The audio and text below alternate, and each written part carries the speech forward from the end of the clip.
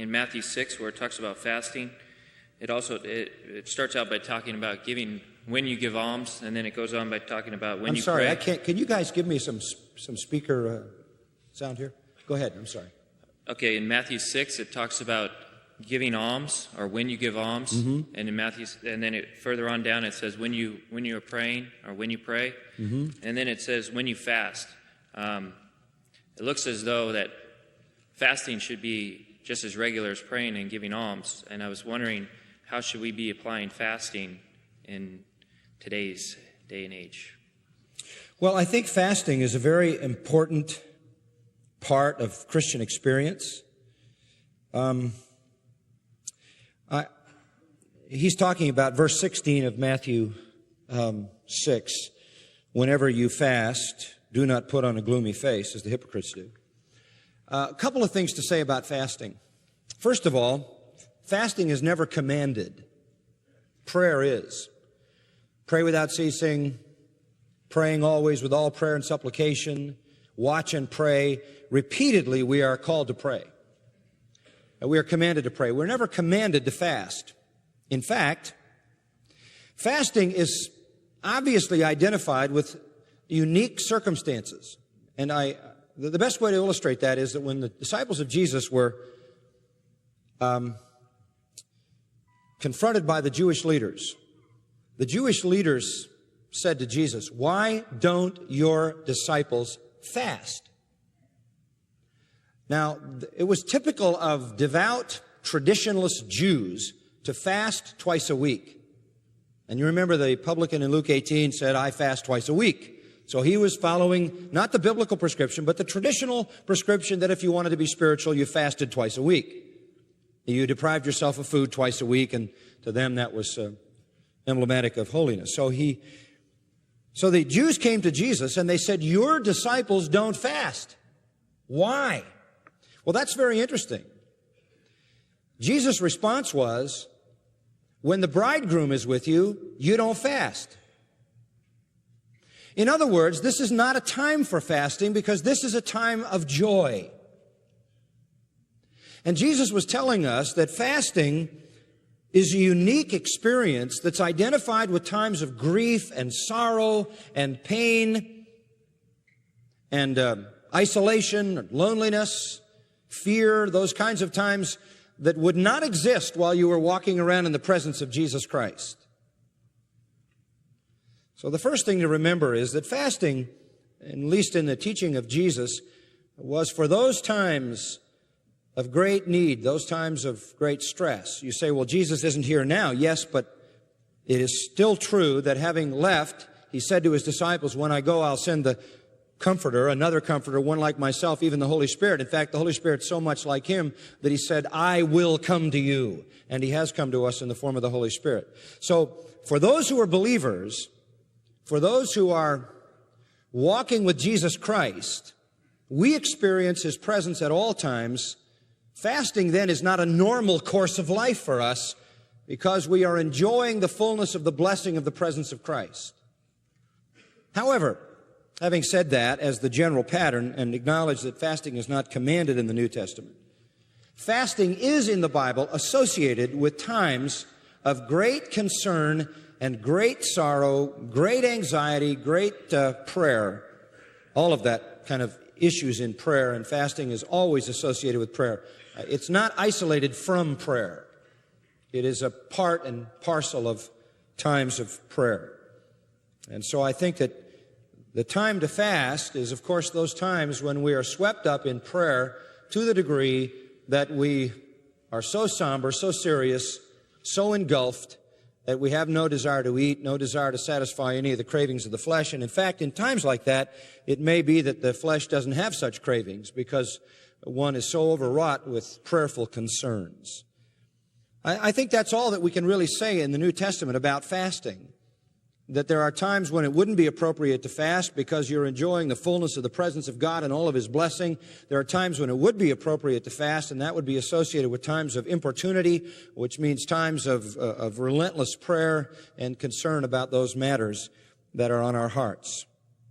I can give you some personal experiences from my own life. When great crises come into my own life, fasting is a somewhat normal response to those kinds of exigencies. I can think back to the longest time of fasting that I ever experienced in my life was a 9 or 10 day fast in which I ate nothing. It was a time when I was in great concern and prayer over the fact that my son Mark had been diagnosed as having a brain tumor which could be fatal. And immediately, of course, he was in his last year of college at that time. I think it was his last year. And, of course, there was a tremendous amount of concern over that. And there was just a very immediate response to fast and pray on behalf of that kind of serious situation and come before the Lord. And God was so tremendously gracious during that time.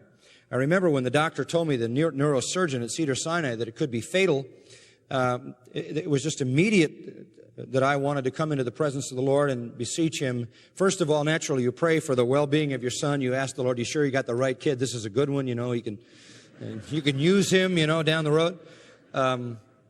And I prayed and fasted, and of course, Patricia was aware, and Mark was not aware of the seriousness of his tumor situation, but during that time, I can honestly say I spent 9 days taking him back and forth to the clinic while they were doing non-invasive techniques to determine what this tumor was before they drilled a hole in his skull and went in and actually got inside, because the implications were so severe because it was near the optic nerve and the pineal gland and things like that. They didn't want to do any invasive things, and so those were times of intense prayer.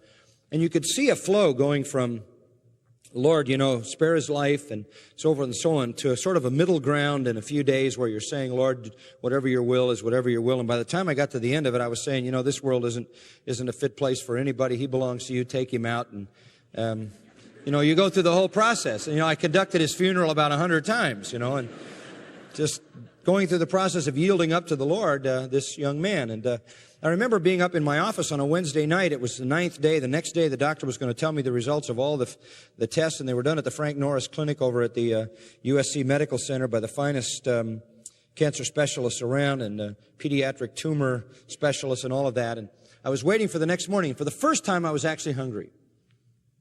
It was the first time I actually felt any hunger pangs.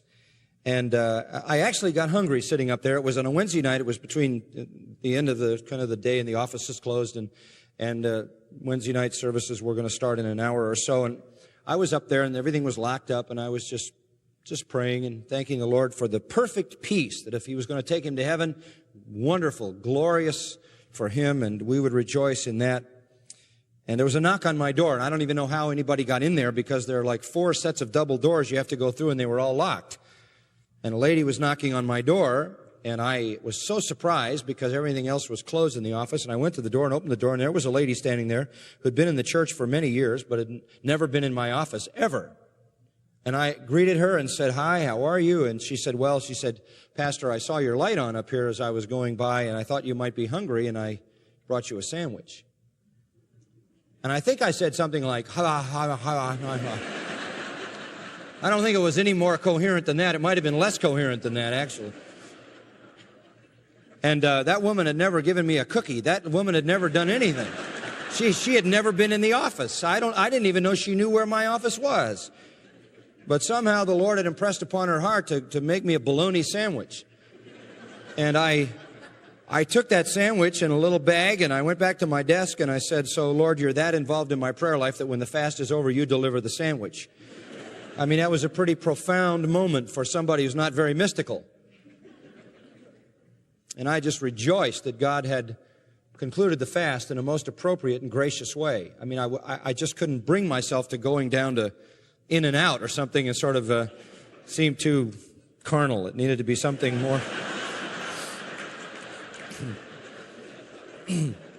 So I only say that to give you that little recitation to say that there are great times of fasting that come along with great times of prayer. And the next morning, the doctor called me and he said, "We're happy to tell you this is a benign epidermoid. It's a piece of misplaced skin tissue. It is not any problem at all. It is not even anything to worry about. We're just rejoicing down here. We really like your son. We're so happy for him. And we just want to let you know that all the news is good. And we don't think it's a problem and never will be a problem." I was so thrilled. I went to the college where Mark was, and I told him. And then I told him the whole story, and he hadn't known all the behind-the-scene details about the potential fatality that they had told me about. And he said to me, why do you think the Lord put me through that? And I said, put you through that? You didn't know what I knew. The question is, why did the Lord put me through that?